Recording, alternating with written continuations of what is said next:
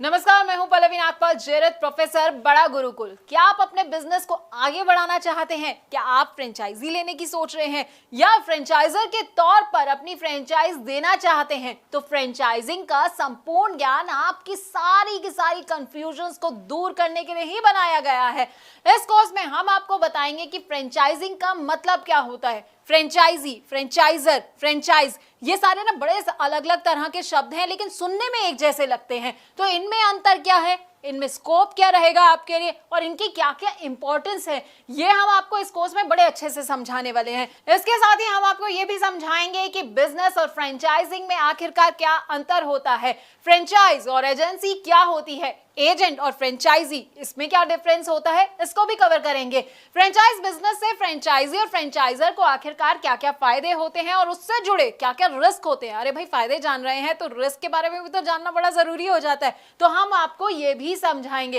अब अलग अलग तरह के ना फ्रेंचाइज मॉडल होते हैं जो कि लोगों को पता नहीं होते हैं, तो आपके लिए कौन सा मॉडल सही रहने वाला है, फोको, फोफो, कोको, कोफो, अब इन सब के बारे में भी हम आपको बताएंगे। हम इनके फायदे तो आपको बताएंगे, साथ ही साथ ना इनके नुकसान भी आपको बताएंगे। अब सही फ्रेंचाइज बिजनेस चूज करते वक्त किन किन बातों का आपको ख्याल रखना चाहिए और फ्रेंचाइज बिजनेस से जुड़े कौन कौन से लीगल इश्यूज होते हैं, इसकी पूरी जानकारी भी हम आपको देंगे।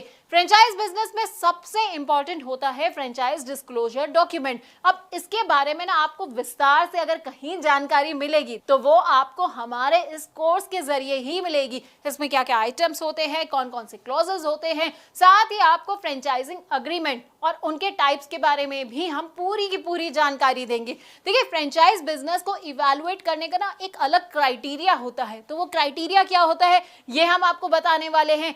इसके अलावा ट्रेनिंग कैसे दी जाती है अपने फ्रेंचाइजी को, तो हम आपको वो भी बताएंगे। डेवलपमेंट ऑफ एसओपी की भी आपको हर डिटेल के बारे में हम आपको अच्छी तरह से समझाने वाले हैं। अब फ्रेंचाइजी और फ्रेंचाइजर के ना फेलियर के भी कई कारण होते हैं। अब देखिए, आपने बिजनेस तो ले लिया, फ्रेंचाइजी आप बन गए हैं, लेकिन आपको समझ नहीं आया कि भाई मैं फेल कहाँ हो गया। तो फेलियर क्यों हो सकता है, किस किस वजह से हो सकता है, क्या क्या कारण हो सकते हैं फेलियर के, ये भी हम आपको समझाएंगे। तो 20 वीडियोस के अंदर ना आपको हम फ्रेंचाइजी फ्रेंचाइजर से जुड़ी हर बात को बताने वाले हैं।